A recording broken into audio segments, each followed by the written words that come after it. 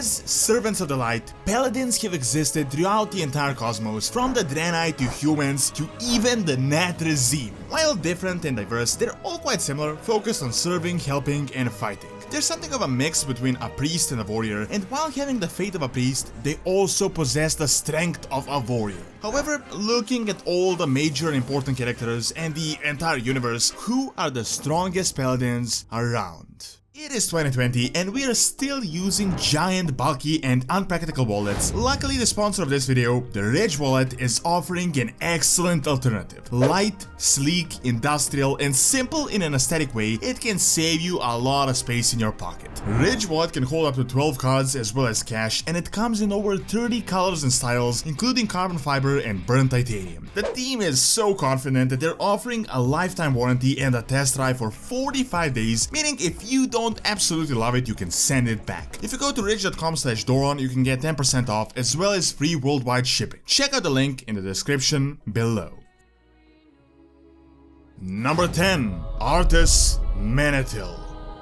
Despite being known by everyone as a Lich King, Arthas was actually a really promising paladin back when he was the Prince of Lordaeron. As the son of Tirion Menethil, Arthas was the heir to the throne of Lordaeron and was inducted into the Knights of the Silver Hand at the age of 19 in Stormwind City. It was quite a big deal at the time, as figures such as Alonso's Foul, Gan Greymane, Thoras Trollbane, Daelin and Proudmoore were present, and he was blessed by the most notable paladins around: Uther, Saidan, Tirion and Gavin Rad. Despite being a servant of the light and also very young, he was also one of the best warriors in all the lands, sparring with Veri and Vryn, defeating orcs and trolls with his skills, and later on even the undead. Unfortunately, his hot-headedness and arrogance led to his demise, and Arthas became a Death Knight and a Lich King, having abandoned the light. While he was very young when compared to others, he was in fact a really capable paladin, and he did actually defeat all of his enemies. His only problem was that he was not really too wise, and therefore he fell into the trap. In my opinion, Arthas was much more of a warrior paladin, and he excelled at that aspect, while his faith in the light and will was much weaker when compared to his peers.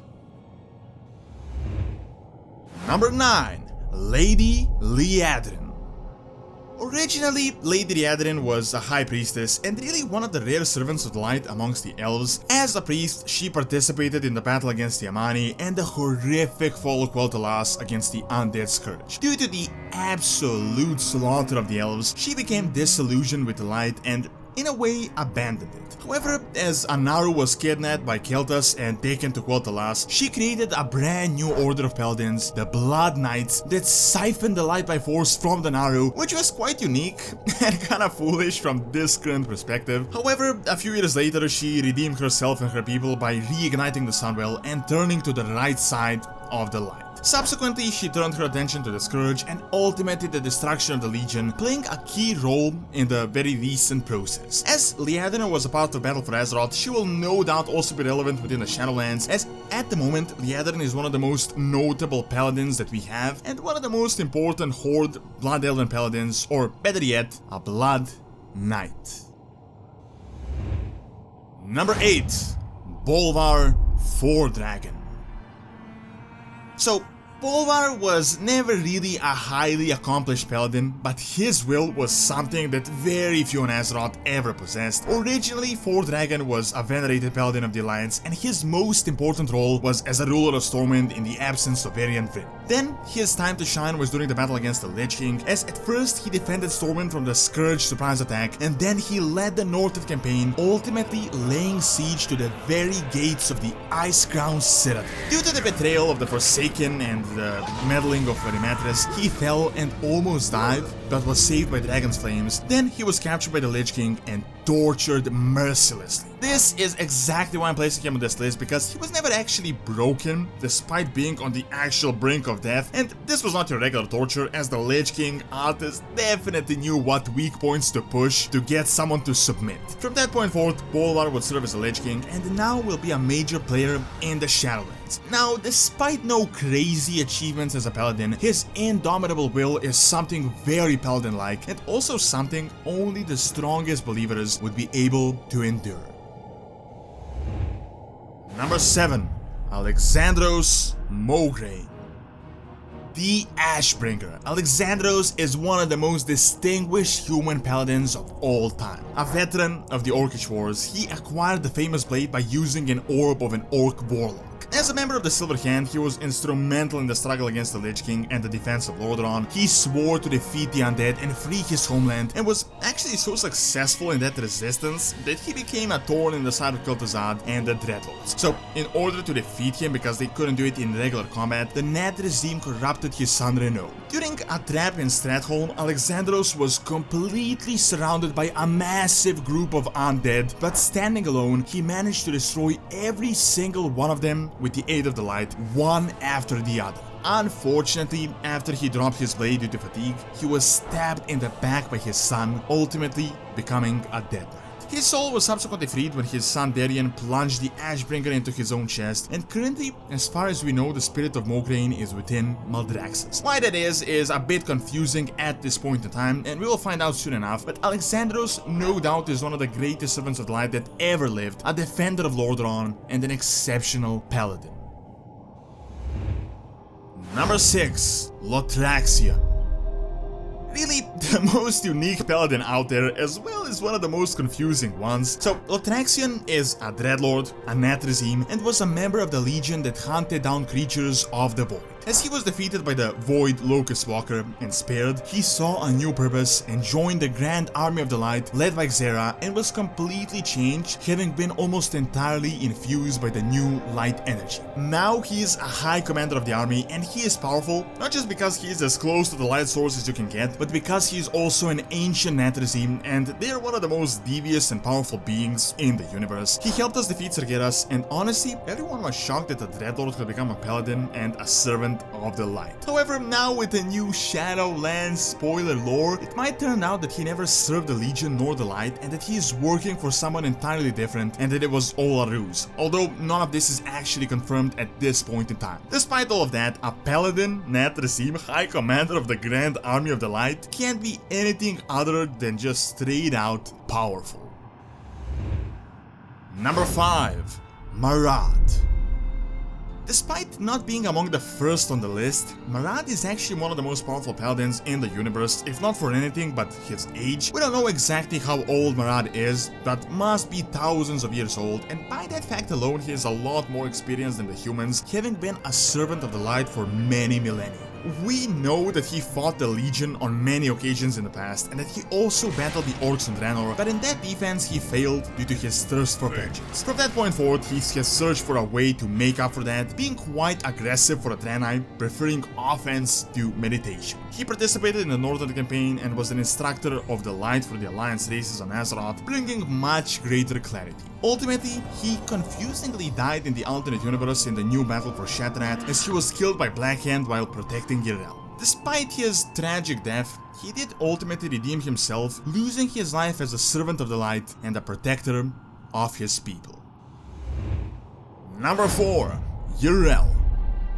So, Yrel is a relatively new character and was completely unimportant initially. We encountered her as a slave and had freed her, and prior to that she was a promising healer that caught the eye of Ellen, but nothing really too out of the ordinary. However, as time went on, her role became greater and greater. First, she helped us on a few missions, but then she played a part in almost everything we did on Alternate Draenor, fighting everything from orcs to ogres to even nearly defeating Blackhand. Ultimately, Yrel participated in the battle against the Burning Legion and helped us defeat Archimonde. Now, from that point forward, nothing is known until suddenly a lot of time passes on Alternate Draenor, and we learn that she has now become a leader of the Lightbound, the fanatical Draenei that essentially took over Draenor, serving the Light Mother. Aside from that, we know nothing about her and whether we will actually see her again. While she hasn't proven herself that much as a paladin, Yrel is literally the leader of an entire planet right now, ruled by the light, and I'd say probably the most powerful person on Alternate Draenor. If we do see her again, I think Yrel will be much more than just a lost priestess. Number 3. Uther.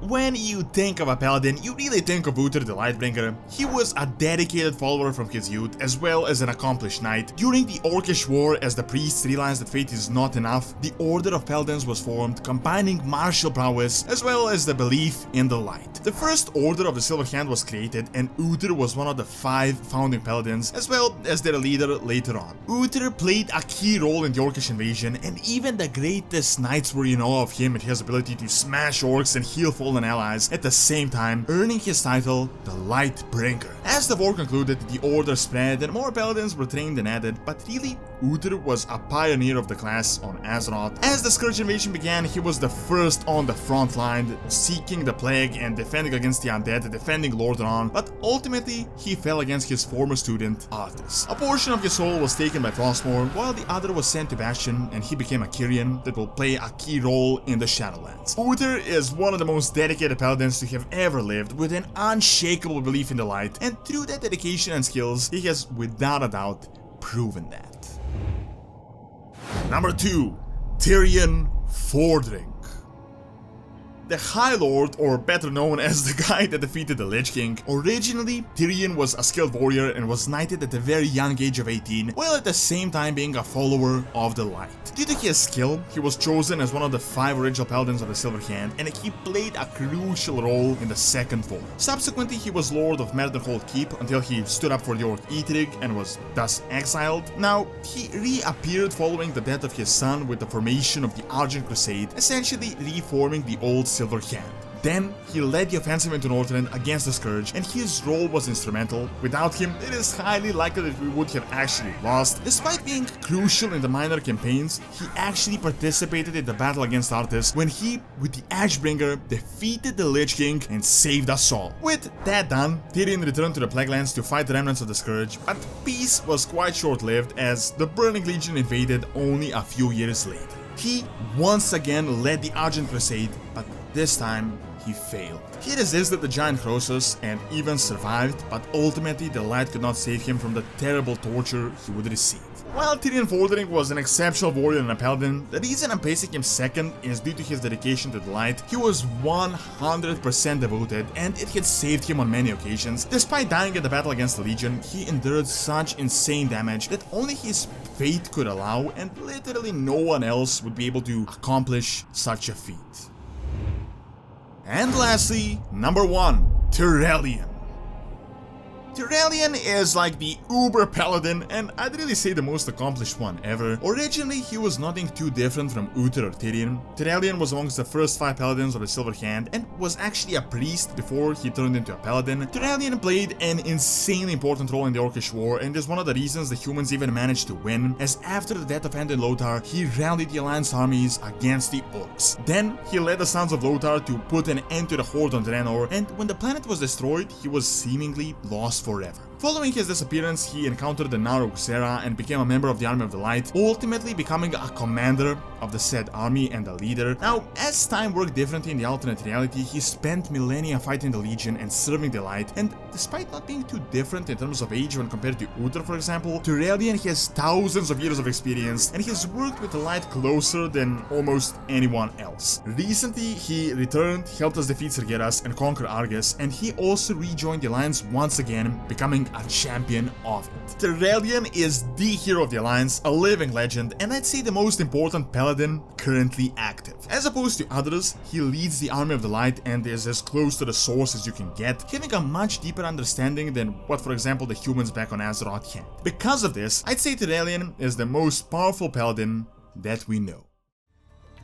Thank you for watching. Check out what the Dreadlords are the bad guys by clicking on the screen, and check out Doran's Academy for videos on real world history and science. See you next time.